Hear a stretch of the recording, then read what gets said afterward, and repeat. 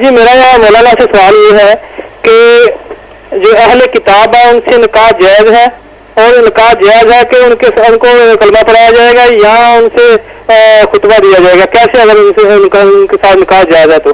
اہل کتاب جو عورتیں ہیں نا وہ اپنے دین پر بھی رہیں ہوں ذرا شریف اور پاک دامن، یہ نہیں کہ یورپ کی گئی گزری جو آوارہ اور گندی عورتیں، اللہ نے والمحصنات کہا کہ پاک دامن اور شریف زادیاں اگر اہل کتاب میں سے بھی ہوں، اور زیادہ تو یورپ اب اہل کتاب ہی نہیں ہے، ان کو تو اہل کتاب کہنا ہماری بیوقوفی ہے، وہ تو دہری ہے، عیسائی جو ہیں بہت تھوڑے ان میں، زیادہ تو منکر ہیں کہ کوئی خدا نہیں ہے، کوئی رسول نہیں، کوئی کتاب نہیں آئی۔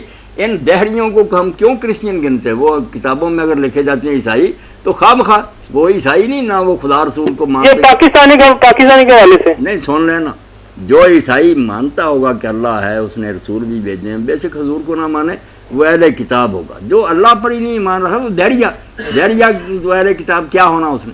پھر پاک دامن ہی تلاش کرتے۔ اب تو مسلمانوں میں پاک دامن لڑکیاں نہیں ملتی، کچھ آگے ہم عیسائیوں یہودیوں میں وہاں تو بے پردگی اور بے حیائی بہت ہے۔ تو ایسی عورتیں اگر مل جائیں تو اللہ نے اس کو بھی کوئی یہ نہیں کہا کہ بہت نیک کام ہے، ساتھ ہی کہا کہ خطرہ 1000 وولٹ کا خطرہ ہے، وَمَن يَكْفُرْ بِالْإِيمَانِ فَقَدْ حَبِطَ۔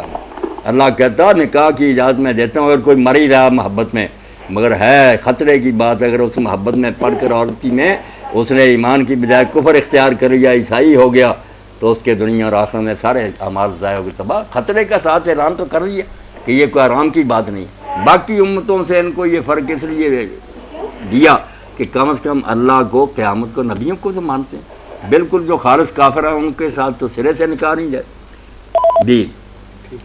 باقی کلمہ پڑھانے کی ضرورت نہیں، خطبہ کوئی پڑھانے کی ضرورت نہیں، ایجاب قبول ہوتا کہ یہ نکاح قبول ہے۔ السلام علیکم۔ جی وعلیکم السلام ورحمۃ اللہ۔